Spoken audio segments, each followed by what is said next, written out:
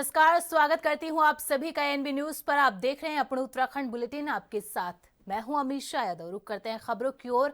मुख्यमंत्री पुष्कर सिंह धामी हल्द्वानी भ्रमण पर रहे, जहां मुख्यमंत्री धामी ने काठगोदाम से नरीमन चौराहे तक सड़क का निरीक्षण किया। इस दौरान सीएम धामी ने पेंटिंग और सौंदर्यीकरण की सराहना की। हालांकि इस दौरान सीएम धामी ने खुद भी पेंटिंग की। वहीं जिलाधिकारी वंदना ने सीएम धामी को हल्द्वानी में चल रहे विकास कार्यों की जानकारी दी।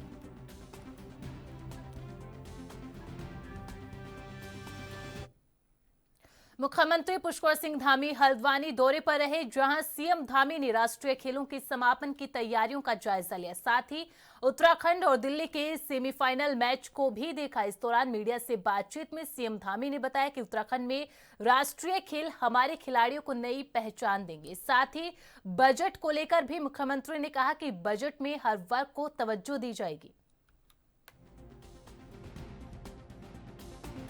प्रदेश के अंदर 11 स्थानों पर ये खेल हमारे आयोजित हो रहे हैं।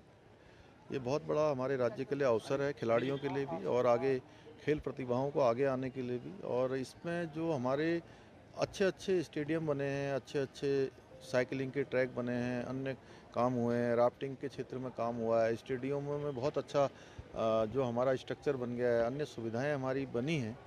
ये आगे चलकर हमारे सभी खिलाड़ियों के लिए हमारा बजट हमेशा आम जनता को समर्पित होता है। हमारे आदरणीय प्रधानमंत्री जी का जो विकसित भारत का संकल्प है और प्रधानमंत्री जी के मुंह से निकले हुए शब्द की 21वीं सदी का तीसरा दशक उत्तराखंड का दशक होगा, उसके अनुरूप हम बजट बना रहे हैं, जिसमें हमने ज्ञान के रूप में गरीब युवा किसान महिला सभी को प्राथमिकता देंगे, युवाओं को देंगे और उस दिशा में हमारा काम चल रहा है। क्योंकि बीच में हमारे यहाँ पर निकाय के चुनाव थे, इस कारण से बहुत सारी चीज़ें आप सब तक नहीं पहुँच पाई, लेकिन हम लोग अंदर अंदर काम कर रहे हैं। बजट अच्छा बनेगा और सभी के लिए सर्वस्पर्शी भी होगा, सर्वग्राही होगा, हर एक क्षेत्र को आगे लाने वाला होगा। उत्तराखंड हिंदुस्तान का श्रेष्ठ राज्य बने, इस प्रकार का बजट इस बार आएगा। मुख्यमंत्री पुष्कर सिंह धामी ने अपने धाकड़ अंदाज में विपक्ष पर तीखा हमला बोला और कहा कि जब भी घुसपैठियों की बात आती है, बांग्लादेशियों की बात आती है, आपदा वाले हमेशा उनका समर्थन करते हैं। साथ ही कहा कि विपक्ष उत्तर प्रदेश, बिहार, उत्तराखंड के लोगों को अपना नहीं समझते, उनको बाहरी समझते हैं।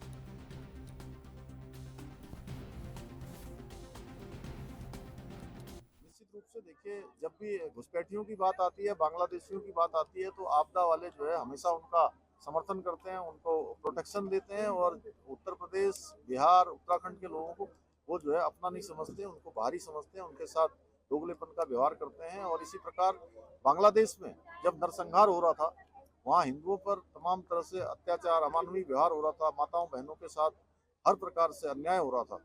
इन्होंने एक आवाज भी किसी ने नहीं उठाई। अन्यथा ये लोग छोटी छोटी बातों पर जंतर मंतर पर धरना करते हैं, कभी कैंडल मार्च निकालते हैं, लेकिन इस मामले में इनको पूरी तरह से साफ। आगामी विधानसभा बजट सत्र को लेकर राज्य सरकार तैयारियों में जुटी है। हालांकि वित्त विभाग की ओर से लगातार स्टेक होल्डर्स, जनता से सुझाव लिए जा रहे हैं ताकि जन भावनाओं के अनुरूप बजट को तैयार किया जा सके। ऐसे में वित्त मंत्री प्रेमचंद अग्रवाल ने विधानसभा बजट सेशन की तिथियों का ऐलान कर दिया, जिसके तहत 18 फरवरी से 24 फरवरी के बीच देहरादून स्थित विधानसभा भवन में सत्र को आहूत किया जाएगा। देखिए, हमारे यहाँ बजट सत्र की तिथि निर्धारित हो गई है। ये बजट सत्र 18 फरवरी से लेके और 24 फरवरी के बीच में होगी और ये सत्र हम लोग देहरादून में आहूत कर रहे हैं, क्योंकि आप जानते हैं कि गैरसैंण में जिस प्रकार की हमारी एक भावना थी, लेकिन वहाँ चूँकि आजकल काम चल रहा है, माननीय अध्यक्षा जी ने भी कहा था कि वहाँ काम के कारण दिक्कत आ सकती है, तो इसलिए सत्र जो हम लोग देहरादून में आहूत करेंगे और ये सत्र बजट सत्र होगा। ये बहुत महत्वपूर्ण सत्र होगा।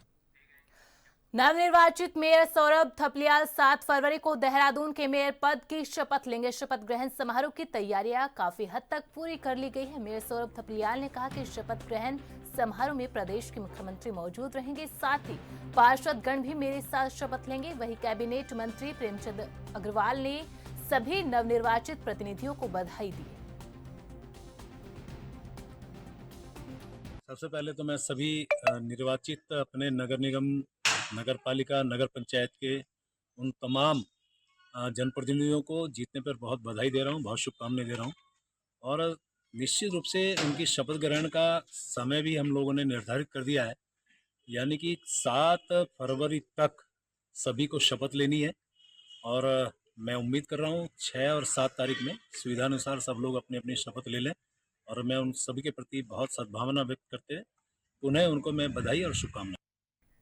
नवनिर्वाचित मेयर और पार्षद लेंगे शपथ। गढ़वाल कमिश्नर दिनेश शंकर पांडे मेयर को शपथ दिलाएंगे। नगर निगम में जोरों शोरों से तैयारियां की जा रही है। मेयर समेत बीजेपी के 65 पार्षद, कांग्रेस के 22 जबकि निर्दलीय 13 पार्षद हैं। वहीं इस बार गुमान लगाया जा रहा है कि 10 लाख रुपए के पास समारोह का खर्चा जा सकता है। बोर्ड के शपथ ग्रहण समारोह का खर्च देहरादून में गठित होगा। 20वां बोर्ड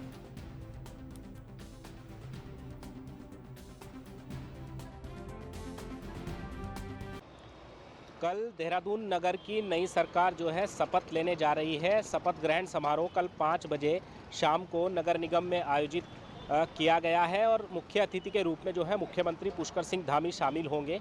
वहीं अगर बात करें इस बार जो मेयर भाजपा के चुनकर आए हैं सौरभ थपलियाल, उनको जो है गढ़वाल कमिश्नर विनय शंकर पांडे जो है कल शाम 5 बजे शपथ दिलाएंगे। इसके अलावा अगर हम बात करें मेयर समेत भाजपा के जो है 65 पार्षद हैं। इसके अलावा कांग्रेस के 22 पार्षद हैं और निर्दलीय जो है 13 पार्षद इस समय विजयी हुए हैं। अगर हम बात करें कल शाम जो है पहली ही बैठक नगर निगम में बोर्ड की भी होनी है शपथ ग्रहण समारोह के बाद, और उसकी जो है लगातार तैयारियां चल रही हैं। सभी तैयारियों को जो है अंतिम रूप दे दिया गया है। वहीं अगर बात करें इस बार के शपथ ग्रहण समारोह के खर्च की, तो लगभग 10 लाख रुपए से ज़्यादा इस बार के शपथ ग्रहण समारोह का खर्च का अनुमान जताया जा रहा है।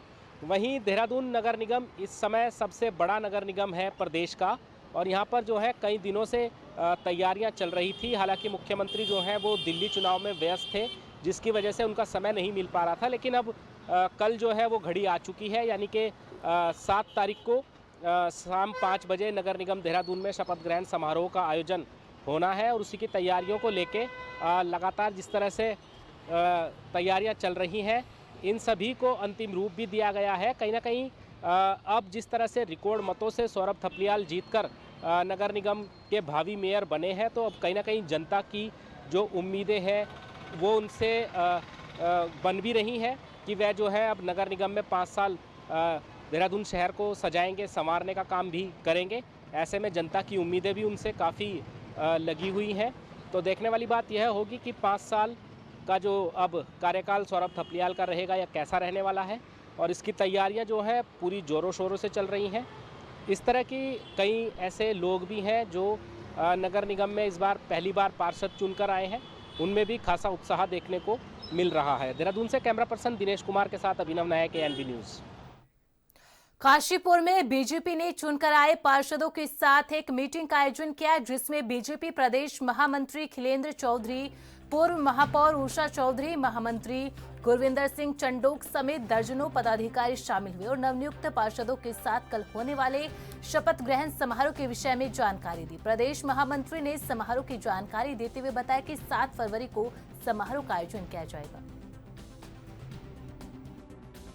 ये बहुत ही खुशी का अवसर है। भारतीय जनता पार्टी ने लगातार तीसरी बार यहाँ मेयर में जीत हासिल की है। मैं भारतीय जनता पार्टी के सभी कार्यकर्ताओं को बधाई और शुभकामनाएं देता हूं। और ये उत्सव का माहौल कल जो है, एक खुशी का माहौल जो कल शपथ ग्रहण समारोह के रूप में हमारे प्रत्येक कार्यकर्ता वहाँ उपस्थित रहने वाले हैं। कल कार्यकर्ताओं को हमने 9:30 बजे का समय दिया है और 10 बजे शपथ ग्रहण समारोह होगा, जिसमें डीएम साहब रहने वाले हैं। मुझे लगता है कि सभी कार्यकर्ताओं से और जनता से अपील करता हूं कि अधिक से अधिक संख्या में हमारा जो भारतीय जनता पार्टी के मेयर दीपक बाली जी कल शपथ लेने जा रहे हैं, उनके शपथ ग्रहण समारोह में अधिक से अधिक संख्या में जो जनता आए और हमारे कार्यकर्ता आए, उसी को लेकर आज सभी को सूचना देनी थी, उसी को लेकर आज आप लोगों को बुलाया था। इतना ही मुझे कहना था। धन्यवाद। कहना यह है कि विलम्ब हुआ था मुख्यमंत्री जी की वजह से कि मुख्यमंत्री जी यहाँ शपथ ग्रहण समारोह में आएंगे, तो क्या कारण रहा? देखिए, भारतीय जनता पार्टी ने 11 में से 10 नगर निगम जीते हैं और भारतीय जनता पार्टी ने लगातार निकाय चुनावों में पहले से बढ़कर धामी जी के नेतृत्व में, और धामी जी ने जो विकास काम किए हैं उस पर भारत जनता ने मोहर लगाई है। नगर निकायों में जिस तरीके के काम हुए हैं, जिस तरीके का विकास हुआ है, वो तो जनता ने मोहर लगाते हुए 10 नगर निगम जिताए हैं और 46 हमारी नगर पालिकाएं जिताई हैं। एक तरीके से मैं कहूं तो ये प्रचंड जीत है, ये भारतीय जनता पार्टी की जीत है, ये धामी जी की जीत है, ये हमारे कार्यकर्ताओं की जीत है, ये हमारे जनता की जीत है।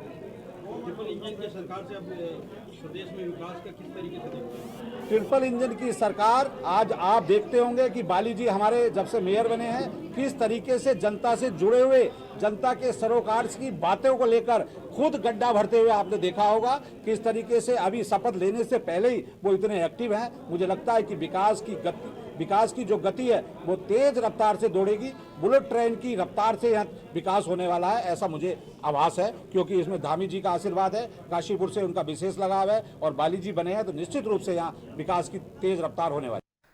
खबरों का सिलसिला यूं ही जारी रहेगा। रुकते एक छोटे से ब्रेक के लिए।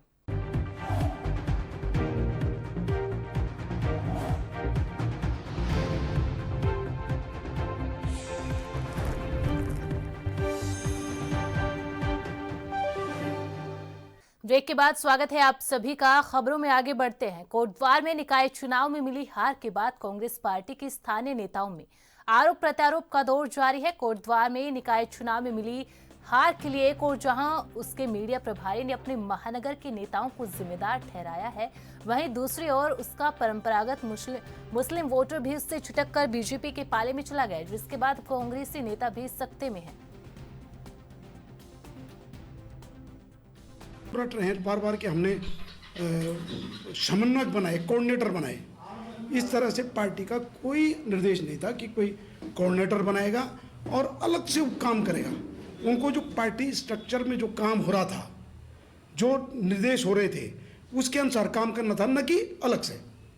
तो ये भी वो उनका एक तरह से गलत बयानबाजी है कि हम संगठन में कोऑर्डिनेटर बना के हम कुछ काम कर रहे थे, लेकिन पार्टी के जो भी कार्यक्रम हुए, कई लोग भारतीय जनता पार्टी के प्रत्याशी को उन्होंने जिताया, लेकिन मेयर वाली सीट पर वहां बहुत पीछे हैं।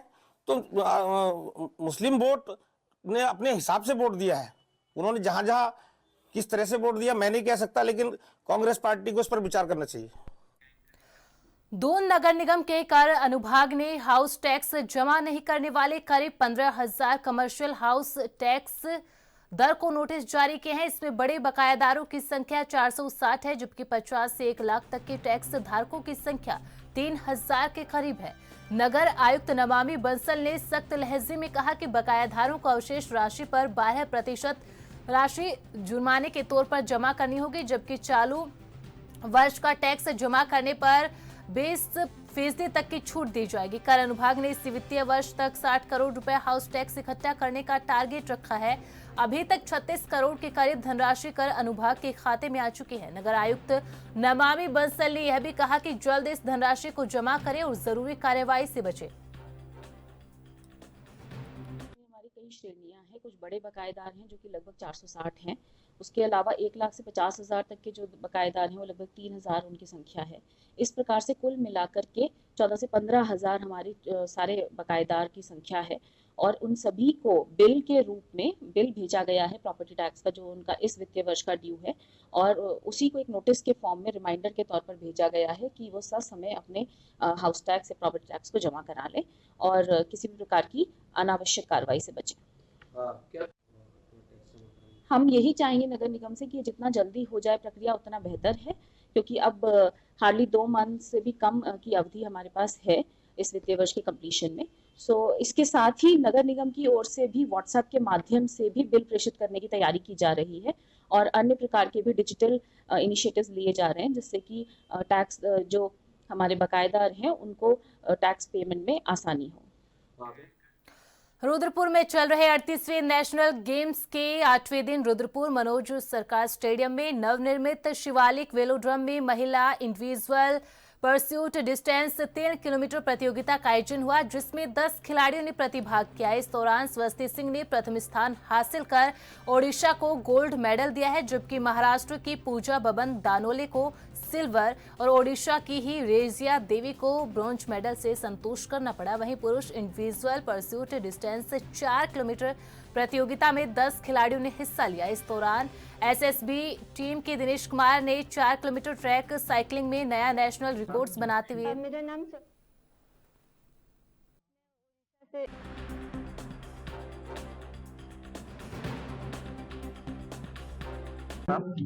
मेरा नाम स्वस्ति सिंह है। कहाँ से खेलते हैं? मैं उड़ीसा को रिप्रेजेंट करती हूँ। आज अपनी जीत दर्ज की है, क्या कहना कैसा लग रहा है आपको?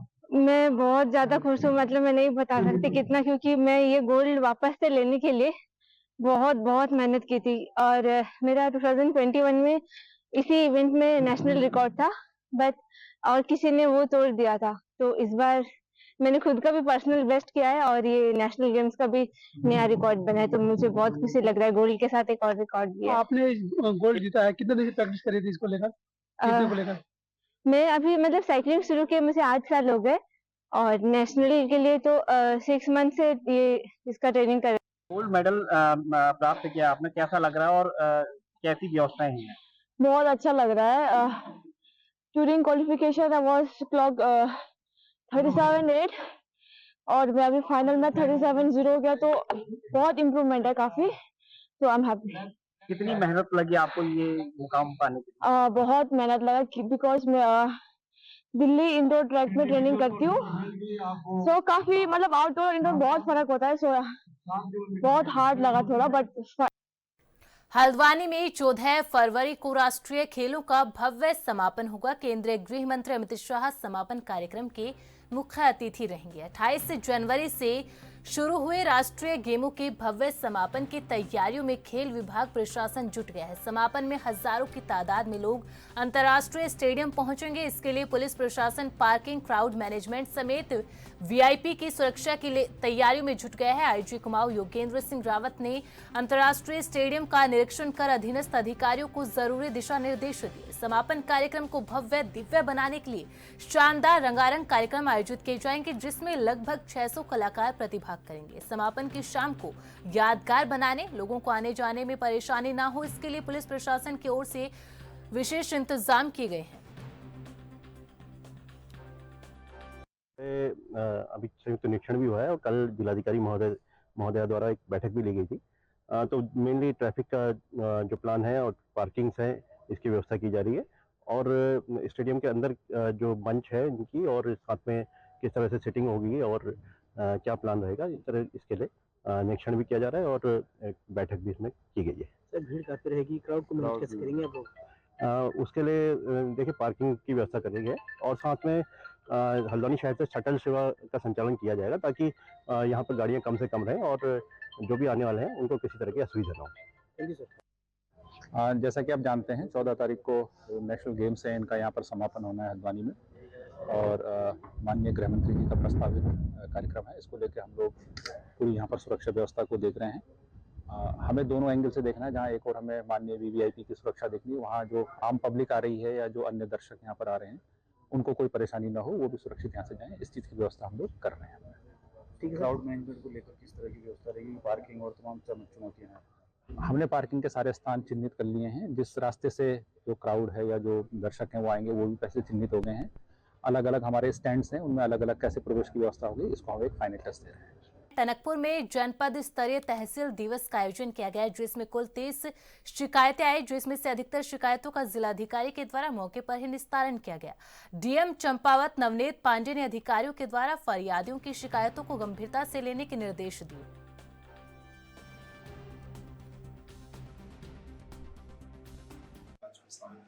सभी जिलाधिकारी भी यहाँ उपस्थित थे। 29 शिकायतें हमारे पास प्राप्त हुई हैं, उनमें से कुछ ऐसी थी जो स्थानीय समस्याएं थी, उनका समाधान निकाल कर दिया गया है। कुछ में जो नीतिगत हैं और कुछ में जो बजट का प्रावधान है, उनके लिए हम लोग जो है शासन स्तर से इसको फॉलो कर रहे हैं। इसके अलावा जो हमारी नेशनल गेम्स आयोजित होनी है और उसके बाद उस संबंध में भी जो है सभी अधिकारियों के साथ चर्चा होगी। 35वें राष्ट्रीय सड़क सुरक्षा महाअभियान के तहत एसपी चंपावत अजय गणपति के निर्देश पर लोगों को यातायात सुरक्षा यातायात के नियमों का पालन करने के लिए एसएचओ लोहाघाट अशोक कुमार सिंह के नेतृत्व में पुलिस और आईटीबीपी के जवानों के द्वारा लोहाघाट नगर में बाइक रैली निकाली गई। रैली के माध्यम से पुलिस ने लोगों को यातायात सुरक्षा के प्रति जागरूक किया। एसएचओ अशोक कुमार सिंह ने बताया कि इस रैली का उद्देश्य लोगों को यातायात के प्रति जागरूक करना, यातायात सुरक्षा के प्रति सचेत करना था। कहना चाहेंगे, जनता से अनुरोध भी है कि दोपहिया वाहन चलाते समय 3 सवारी ना चले और ओवर स्पीड ना चले और जो ओवर स्टेज ना करें गलत तरीके से। इसके नशा दारू पीकर जो है, शराब पीकर जो है वाहन ना चलाएं और इसके अतिरिक्त मोबाइल का प्रयोग ना करें, क्योंकि जब वो घर से निकलते हैं तो उनके परिवार वाले उनका इंतज़ार करते हैं। और हमारा उद्देश्य ये है कि हमारा जो जनता है वो सुरक्षित रहे। घर से निकलने के बाद सड़क सुरक्षा अभियान यही उद्देश्य है कि हमारे देश की जनता सुरक्षित रहे। हम उन्हें संदेश देना चाहेंगे कि अपने बच्चों को, जो नाबालिग बच्चे हैं, उन्हें बिल्कुल बाहर ना दें, क्योंकि उनके बच्चे घर से निकलने के बाद सड़क पर जो है दुर्घटनाग्रस्त हो सकते हैं और उनमें काफ़ी लोगों की जाने भी जाती है बिना हेलमेट के। और मैं तो अनुरोध करूंगा कि अपने बच्चों को बिल्कुल ही बाहर ना दें। धन्यवाद। बुलेटिन में फिलहाल इतना ही। आप बने रहे एएनबी न्यूज के साथ। नमस्कार।